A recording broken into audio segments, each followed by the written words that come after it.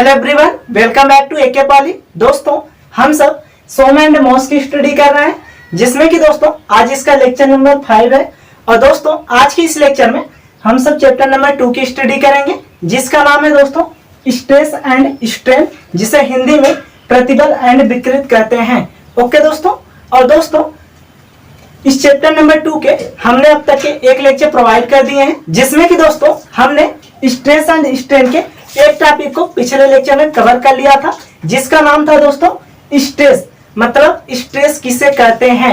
Okay दोस्तों, और दोस्तों आज की इस लेक्चर में हम सब दूसरा टॉपिक स्टार्ट करेंगे, जिसका नाम है टाइप ऑफ स्ट्रेस। डेट में दोस्तों प्रतिबलों के प्रकार के बारे में जानेंगे। ओके, और दोस्तों एक बात, जो आपका बिल्डिंग ड्राइंग सब्जेक्ट है उसका लेक्चर जो है दोस्तों हम कल से प्रोवाइड करेंगे, ठीक है। और दोस्तों कल के डेट में आपको बिल्डिंग ड्राइंग का भी फर्स्ट लेक्चर मिलेगा, और उसके साथ साथ दोस्तों हाइड्रोलिक का भी एक लेक्चर प्रोवाइड करेंगे। ओके दोस्तों, जिससे कि आप लोग दोस्तों प्रिपरेशन पूरा अच्छे से करते रहिए, ठीक है। तो दोस्तों चलिए अब स्टार्ट करते हैं अपना दूसरा टॉपिक, जो है टाइप ऑफ स्ट्रेस। ओके, तो चलिए दोस्तों अब देख लेते हैं हम सब अपने दूसरे टॉपिक को, जिसका नाम है टाइप्स ऑफ स्ट्रेस। डेट में दोस्तों प्रतिबलों के प्रकार के बारे में। तो दोस्तों बात किया जाए आपके सिलेबस के अकॉर्डिंग, तो दोस्तों आपके सिलेबस के अकॉर्डिंग जो है स्ट्रेस के जो टाइप है वो दोस्तों वेट के आधार पे दिए हुए हैं, ठीक। और दोस्तों वेट के आधार पे जो स्ट्रेस के टाइप होते हैं वो टोटल जो है दोस्तों 3 टाइप के होते हैं। कितने टाइप के? तो 3 टाइप के, ठीक है दोस्तों। और वैसे बात की जाए दोस्तों स्ट्रेस की, तो दोस्तों स्ट्रेस के जो टाइप होते हैं वे बहुत प्रकार के होते हैं। हालांकि जब आप बीटेक वगैरह करेंगे तो वहाँ पर आप लोग अधिक प्रकार के स्ट्रेस को देखेंगे, ठीक है दोस्तों। बट यहाँ पर आपके सिलेबस के अकॉर्डिंग जो है वेट के आधार पर दिया हुआ है। और दोस्तों वेट के आधार पर जो उत्पन्न प्रतिबल होते हैं वो टोटल 3 प्रकार के होते हैं, ठीक है। जैसा कि दोस्तों आप यहाँ पर देख पा रहे होंगे। बट दोस्तों यहाँ पर हम 5 प्रकार के लिखे हैं, बट है दोस्तों टोटल आपके बुक के अनुसार ही 3 प्रकार के यहाँ पर भी, ठीक है। जिससे आप लोग समझिए, देखिए ध्यान से, हमने दोस्तों अलग अलग करके लिखा है, ठीक है। आपके बुक में दोस्तों जो टेंसाइल स्ट्रेस है और कंप्रेसिव स्ट्रेस है, इसे एक में करके लिखा हुआ है, ठीक है। और ध्यान दीजिए जो डायरेक्ट स्ट्रेस है और बेंडिंग स्ट्रेस है, इसे एक में करके लिखा हुआ है, ठीक है। तो दोस्तों इसे मिलाकर टोटल 1 हो गए, इसे मिलाकर 1 2 हो गए, और इसे 1 लेकर 3 हो जाएंगे, ठीक है। टोटल डेट में दोस्तों ये 3 ही प्रकार के हैं, ठीक है ना। बट यहाँ पर हम अलग अलग लिख दिए, जिससे हम लोग इसे सबको पूरा अच्छे से अलग अलग समझेंगे, ठीक है दोस्तों। तो चलिए दोस्तों अब जो हम सब स्टेप बाय स्टेप करके सभी स्ट्रेस के टाइप को समझ लेते हैं, ठीक है। तो चलिए दोस्तों अब हम सब देख लेते हैं अपना पहला टॉपिक, जिसका नाम है दोस्तों टेंसाइल स्ट्रेस, जिससे हिंदी में हम लोग तनाव प्रतिबल कहते हैं। ओके दोस्तों, तो चलिए इसे जो आप लोग स्क्रीनशॉट ले लीजिए ताकि इसे हम रफ करें। तो चलिए दोस्तों अब हम सब समझ लेते हैं टाइप ऑफ स्ट्रेस के पहले स्टेप को, जिसका नाम है टेंसाइल स्ट्रेस, जिसे हिंदी में दोस्तों तनाव प्रतिबल कहते हैं। ओके, तो दोस्तों इसका डिफिनेशन जानने से पहले जो है आप लोग इसे सबसे पहले समझने का प्रयास करिए कि टेंसाइल स्ट्रेस होता क्या है, ठीक है दोस्तों। तो चलिए इसे जो है हम आपको पूरा अच्छी तरीके से समझाते हैं, जिससे दोस्तों यदि यह एक बार आपको समझ में आ गया तो इसका डिफिनेशन पूरा अच्छे से समझ जाएंगे, ठीक है ना। तो चलिए सबसे पहले समझिए दोस्तों कि टेंसाइल स्ट्रेस होता क्या है। ओके दोस्तों, जैसे कि दोस्तों मान लीजिए यहाँ पर कोई एक बॉडी है, डेट मीन दोस्तों यहाँ पर कोई एक पदार्थ या फिर वस्तु है, ठीक है। ध्यान दीजिएगा, तो क्या है दोस्तों, हमने यहाँ पर एक बॉडी लिया, जिस पर दोस्तों यदि हम टेंसाइल फोर्स लगाकर इस बॉडी को यदि खींचते हैं, ठीक है, कैसा फोर्स लगाएंगे दोस्तों, तब टेंसाइल फोर्स लगाएंगे। क्यों? क्योंकि दोस्तों देखिए नाम से ही स्पष्ट है, क्या है, टेंसाइल स्ट्रेस। इसका मतलब इस केस में दोस्तों हमेशा टेंसाइल फोर्स लगेगा, ठीक है। आई होप आप इतना समझ गए होंगे, ठीक है। तो ध्यान दीजिए दोस्तों, जब किसी बॉडी पर टेंसाइल फोर्स लगाकर इस बॉडी को खींचा जाता है, तब दोस्तों इस केस में इस बॉडी के अंदर जो स्ट्रेस उत्पन्न होता है, उसी स्ट्रेस को दोस्तों हम सब कहते हैं टेंसाइल स्ट्रेस। ओके दोस्तों, एक बार और ध्यान सुनिए कि जब किसी बॉडी पर हम लोग टेंसाइल फोर्स लगाकर उसे खींचते हैं, तब उस टेंसाइल फोर्स के कारण इस बॉडी में जो स्ट्रेस उत्पन्न होता है, तो दोस्तों उसी स्ट्रेस को जो है हम सब तनाव प्रतिबल कहते हैं। आई होप दोस्तों अब आप अच्छे समझ गए होंगे, ठीक है ना। तो दोस्तों हमने क्या कहा, ध्यान दीजिए। अब इसके फार्मूले की बात कर लिया जाए टेंसाइल स्ट्रेस के, ठीक है। तो हमने कहा आपको कि जब किसी बॉडी को हम लोग टेंसाइल फोर्स लगाकर खींचते हैं, ठीक है, तो उस केस में बॉडी के अंदर जो स्ट्रेस उत्पन्न होता है उसे हम लोग तनाव प्रतिबल या फिर टेंसाइल स्ट्रेस कहते हैं, ठीक है दोस्तों। तो ध्यान दीजिए टेंसाइल स्ट्रेस बराबर फार्मूला क्या निकलेगा, देखिए स्ट्रेस को दोस्तों हम लोग सिग्मा से प्रदर्शित करते हैं, किससे, तो सिग्मा से। टेंसाइल है तो दोस्तों यहाँ पर हम लोग मान लेंगे टी, क्या लिख लेंगे, टी, मतलब सिग्मा टी। सिग्मा टी का मतलब दोस्तों टेंसाइल स्ट्रेस। ओके दोस्तों, इसकी इक्वल फार्मूला हो जाएगा दोस्तों कि क्या कर रहे हैं हम लोग, देखिए किसी बॉडी पर टेंसाइल फोर्स लगा रहे हैं। क्या कर रहे हैं दोस्तों, किसी बॉडी को टेंसाइल फोर्स लगाकर खींच रहे हैं। ध्यान दीजिए कौन सा फोर्स, तो टेंसाइल फोर्स लगा के इसे हम खींच रहे हैं।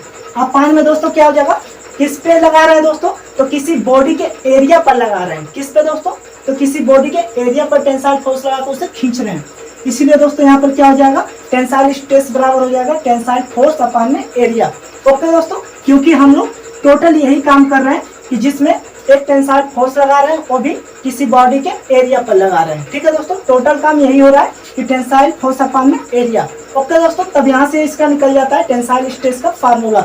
आई होप आप इतना समझ गए होंगे। ठीक है, तो दोस्तों चलिए अब इसके डिफिनेशन को भी हम सब देख लेते हैं। ठीक है, हालांकि दोस्तों जैसा हमने आपको समझाया सेम ऐसे डिफिनेशन लिखा गया है जिसको अब आप पूरा अच्छे समझ पाएंगे। ठीक है, देखिए जब किसी वस्तु पर तनाव बल लगाकर या फिर टेंसाइल फोर्स लगाकर उसे खींचा जाता है तो इस तनाव बल के विरोध में उत्पन्न प्रतिबल को टेंसाइल स्ट्रेस कहते हैं। आई होप दोस्तों अब आप अच्छे तरीके से समझ गए होंगे। ठीक है, तो चलिए दोस्तों इसे भी आप लोग स्क्रीनशॉट लीजिए ताकि इसे हम रफ करें और देन आफ्टर अपने अगले स्टेज को देखते हैं। ठीक है, चलिए दोस्तों अब हम सब देख लेते हैं अपने दूसरे स्टेप को जिसका नाम है कंप्रेसिव स्ट्रेस, जिसे दोस्तों हिंदी में हम सब संपीड़न प्रतिबल कहते हैं। ओके दोस्तों, तो इसे आप लोग अब पहले समझिए कि कंप्रेसिव स्ट्रेस होता क्या है, देन आफ्टर जो दोस्तों हम सब इसका डिफिनेशन भी देख लेंगे। ठीक है ना, तो चलिए सबसे पहले समझने का प्रयास कीजिए कि संपीड़न प्रतिबल कहते किसे हैं। ठीक है दोस्तों, तो देखिए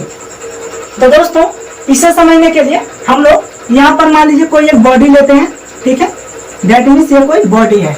ओके दोस्तों, अब ध्यान दीजिएगा इस बॉडी पर हम दोस्तों कौन सा फोर्स लगाएंगे, तो ध्यान दीजिएगा यहाँ पर भी नाम से ये स्पष्ट है कंप्रेसिव। ठीक है दोस्तों, कंप्रेसिव मतलब संपीड़न बल लगाएंगे। ठीक है, देखिए जब किसी बॉडी पर हम लोग कोई संपीड़न बल लगाकर, ठीक है मतलब कंप्रेसिव फोर्स लगाकर इस बॉडी को दबाते हैं। ठीक है दोस्तों, ध्यान दीजिएगा कि जब किसी बॉडी को हम लोग कंप्रेसिव फोर्स लगाकर दबाते हैं तब उस केस में दोस्तों उस पदार्थ के अंदर जो प्रतिबल उत्पन्न होता है उसे हम लोग कंप्रेसिव स्ट्रेस कहते हैं। आई होप आप इसे समझ गए होंगे दोस्तों। और दोस्तों हमेशा याद रखिएगा जो आपका टेंसाइल फोर्स होता है ये हमेशा खींचने का कार्य करता है। ठीक है, बट दोस्तों जो आपका कंप्रेसिव फोर्स होता है ये हमेशा किसी बॉडी को दबाने का कार्य करता है। ओके ना, तो इससे आप याद रख सकते हैं काफी लंबे समय तक। देखिए कि कंप्रेसिव स्ट्रेस किसे कहेंगे कि जब किसी बॉडी पर हम लोग कोई कंप्रेसिव फोर्स लगाकर उसे दाबने का प्रयास करते हैं तब उस केस में दोस्तों उस बॉडी के अंदर जो प्रतिबल उत्पन्न होता है तो उस प्रतिबल को ही हम लोग कंप्रेसिव स्ट्रेस कहते हैं। आई होप आप इतना समझ गए होंगे दोस्तों। तो चलिए अब इसके डिफिनेशन को समझ लेते हैं। ठीक है, देखिए जब किसी वस्तु पर संपीड़न बल लगाकर उसे दबाया जाता है तो इस संपीड़न बल के विरोध में उत्पन्न प्रतिबल को संपीड़न प्रतिबल कहते हैं। आई होप दोस्तों आप इतना समझ गए होंगे कि अब कंप्रेसिव स्ट्रेस किसे कहते हैं। ओके, तो चलिए दोस्तों इसे आप लोग स्क्रीनशॉट लीजिए ताकि इसे हम रफ करें और देन आफ्टर हम सब अपने अगले स्टेप को देखते हैं। ओके ना, तो चलिए दोस्तों अब हम सब समझ लेते हैं अपने तीसरा स्टेप को जिसका नाम है शियर स्ट्रेस, जिसे दोस्तों हिंदी में कर्तन या फिर अपरूपण प्रतिबल कहते हैं।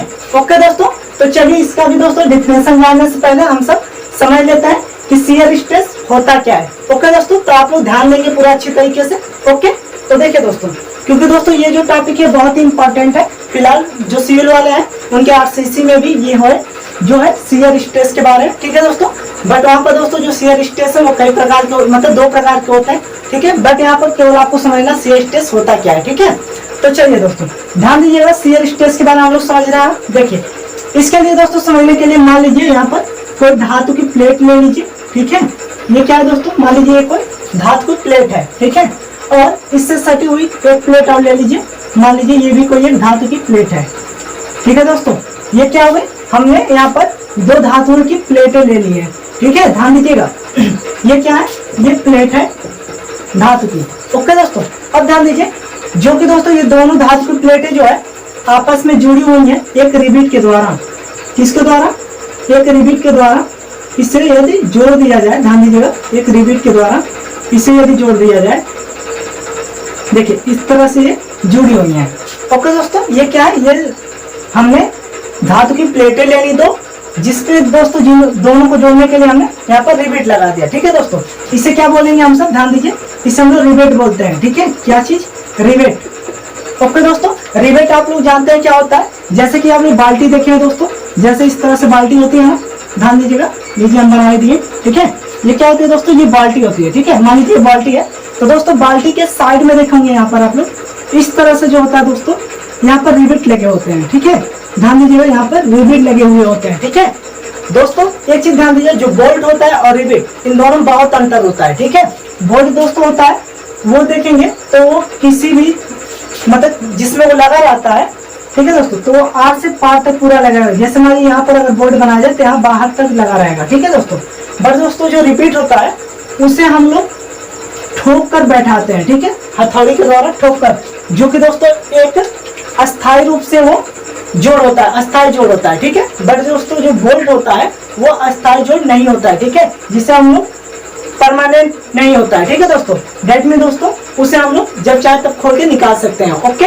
बट दोस्तों जो रिपीट होता है यह एक परमानेंट जोड़ होता है। ठीक है, तो इतना आप लोग याद रखेंगे। जैसे बाल्टियों पर यहाँ पर जो नहीं रहता है इसे हम लोग रिपीट बोलते हैं, जो साइड में रहता है, जिसे हथौड़ी ठोक के जो है बैठाया हुआ रहता है, इसके जो कवर होते हैं उसको। ठीक है, जो बाल्टी कवर होता है उसके एक दूसरे पे चढ़ाकर रिबीट से ठोका हुआ रहता है। ओके दोस्तों, तो बोलिए समझ गया ना कि रिबीट किस तरह का होता है। तो रिबीट ऐसे होगा। ठीक है, डेट मीन्स इस तरह से होगा। ठीक है दोस्तों, ऐसे रिबीट होता है जिसके एक सिरा हथौड़ी से पीट कर क्या कर दिया जाता है, प्लेन कर दिया जाता है। ओके दोस्तों, तब ध्यान दीजिए दोस्तों, यदि मान लीजिए ये कोई दो प्लेटें हैं जिसमें रिबीट लगा कर इन दोनों को हमने बंद किया हुआ है। ठीक है, तब ध्यान दीजिए, यदि इस प्लेट पर यहाँ से फोर्स लगाकर और इस प्लेट पर भी यहाँ पर फोर्स लगाकर यदि इसे खींचा जाए, ठीक है दोस्तों, ध्यान दीजिएगा। तो दोस्तों ध्यान दीजिए, यदि इन दोनों प्लेटों पर हमने फोर्स लगाकर खींचा तब दोस्तों इसका जो रिवेट है वो कट जा रहा है। दैट मीन्स दोस्तों ये कट की इस तरह से हो जा रहा है। ये ऊपर वाला जो पार्ट है दोस्तों यहाँ पर कुछ चला जा रहा है इस तरह से, ऊपर वाला जो प्लेट है ऐसे, और नीचे वाला जो दोस्तों प्लेट है वो इस तरह से इस साइड में आ जा रहा है। ठीक है, यदि हमने फोर्स लगा के खींच दिया दोनों प्लेटों को तब। ठीक है, और इसका रिवेट क्या दोस्तों तब कट जाता है, इसलिए अलग अलग पार्ट में हो जाते हैं। ठीक है, दैट मीन इस तरह से रिवेट इसका कट जाता है। ठीक है दोस्तों, इसका रिवेट इस तरह से कट जाता है। बोलिए इतना समझ पाना। तो दोस्तों ध्यान दीजिए कि जब किसी दो बॉडी के सतह पर वो भी एक दूसरे के समानांतर कोई बल कार्य करता है तो उसे हम लोग शियर फोर्स कहते हैं। क्या कहते हैं दोस्तों, तो शियर फोर्स कहेंगे जब किसी दो बॉडी के सतह पर, ठीक है दोस्तों, दो बॉडी के समतल सतह पर कोई समानांतर बल कार्य करता है। ठीक है दोस्तों, तो इसे हम लोग क्या कहेंगे, तो इसे हम लोग शियर फोर्स कहेंगे। बोलिए इतना समझ पाना दोस्तों। तो अब ध्यान दीजिए दोस्तों, इस शियर फोर्स के कारण, ठीक है दोस्तों, इस शियर फोर्स के कारण इसमें जो स्ट्रेस उत्पन्न होता है उसी स्ट्रेस को हम लोग शियर स्ट्रेस कहते हैं।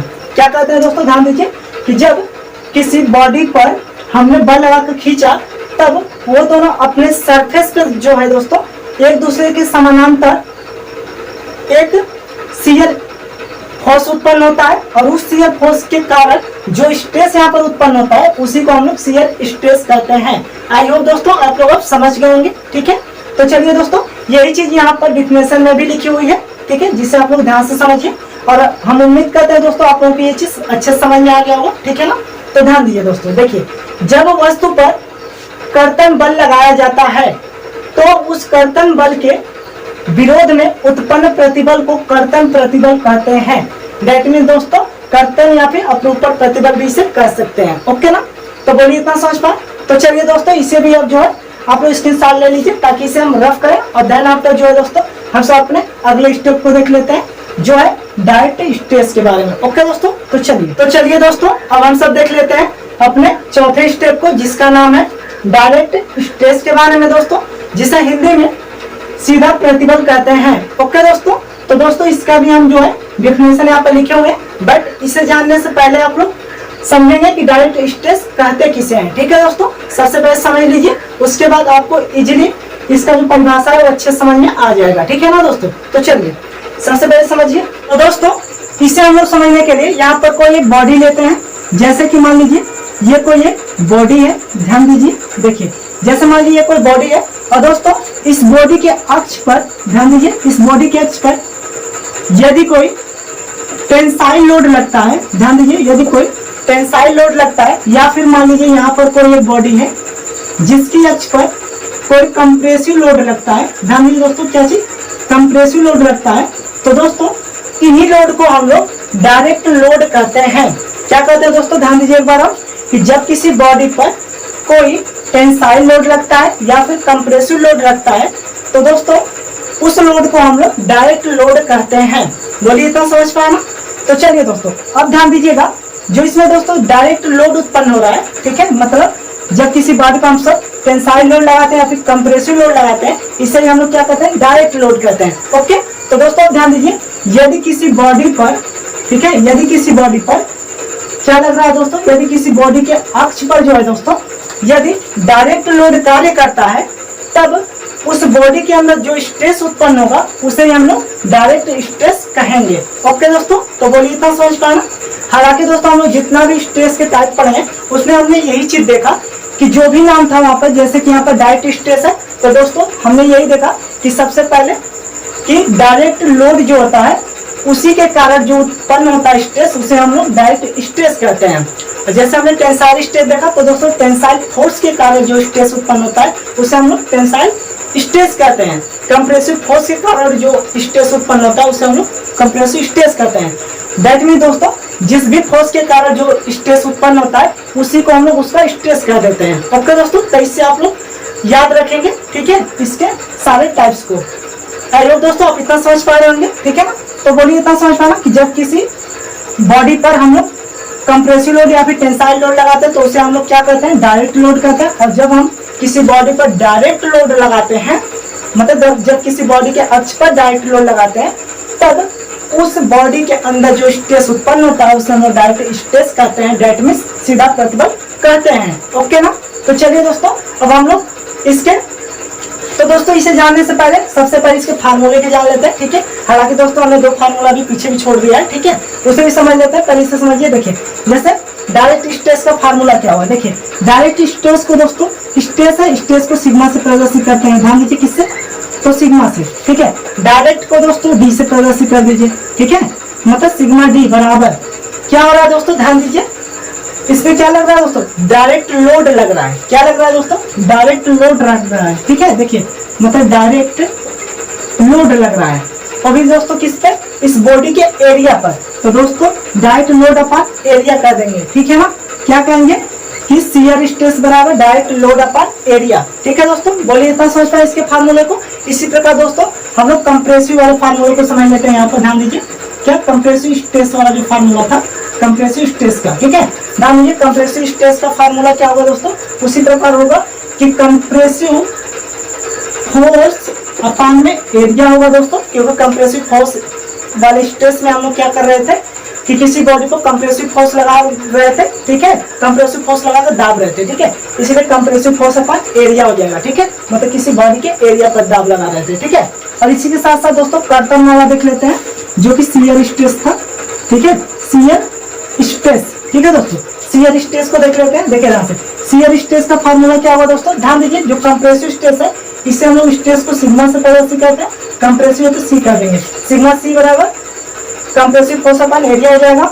और यहाँ पर ध्यान दीजिए दोस्तों, जो शियर स्ट्रेस है इसे हम लोग कहेंगे कि सिग्मा स्ट्रेस है ना दोस्तों, क्या शियर स्ट्रेस, तब इसे कहेंगे सिग्मा एस बराबर, ठीक है, सिग्मा एस से भी प्रदर्शित करते हैं शियर स्ट्रेस को। ध्यान दीजिए, किससे किससे दोस्तों, इसे हम लोग सिग्मा सी से प्रदर्शित करते हैं, ठीक है, क्या शियर स्ट्रेस को सिग्मा सी से भी प्रदर्शित करते हैं और ताऊ से प्रदर्शित करते हैं दोस्तों, और क्यू से प्रदर्शित करते हैं। लेकिन दोस्तों जो इसका मेन, इसमें जो सो में दोस्तों सबसे अधिक इसका उपयोग होता है, तो उसके इस रूप का होता है, मतलब ताऊ के रूप में, ठीक है दोस्तों, क्या ताऊ के रूप में होता है, ठीक है, मतलब शियर स्ट्रेस को हम लोग ताऊ मान के चलते हैं इसमें, ठीक है दोस्तों, मतलब ताऊ जो होता है ये वाला इसका रूप सबसे अधिक यूज होता है, ठीक है।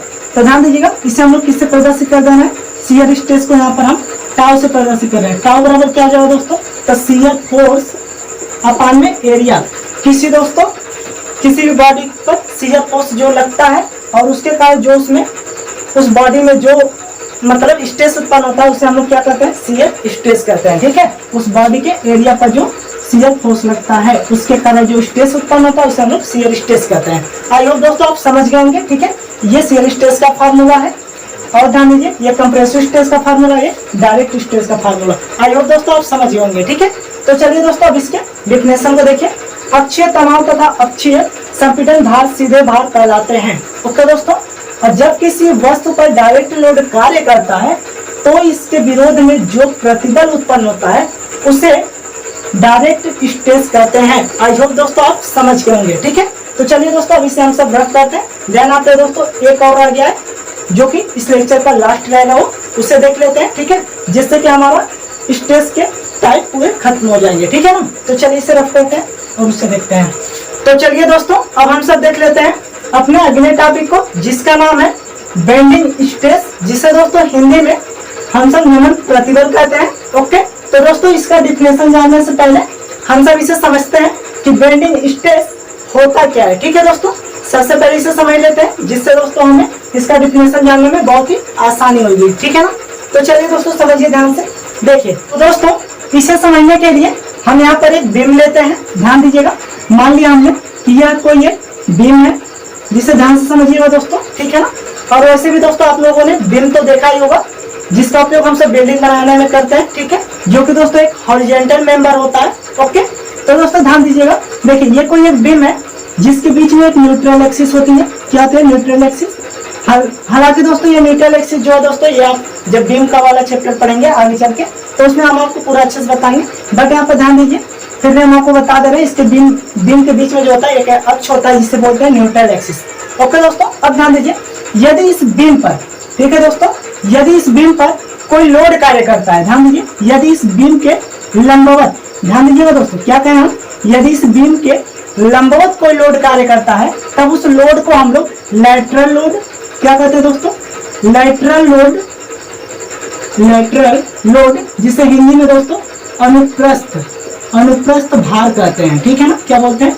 अनुप्रस्थ भार कहते हैं, या फिर इसी भार को हम लोग ट्रांसवर्स लोड कहते हैं। क्या दोस्तों बोलते हैं? ट्रांसवर्स लोड कहते हैं। ओके दोस्तों, तो ध्यान दीजिए, क्या हमने कहा, ये कहा हमने कि जब किसी बॉडी पर कोई लोड लगता है तब उसे हम लोग लैटरल लोड या फिर ट्रांसवर्स लोड कहते हैं। और दोस्तों उस लोड के कारण बीम जो है ये नमन कर जाती है, डेट में दोस्तों झुकाव पड़ जाती है। ठीक है ना, मतलब ये डिफ्लेक्ट हो जाती है इस तरह से।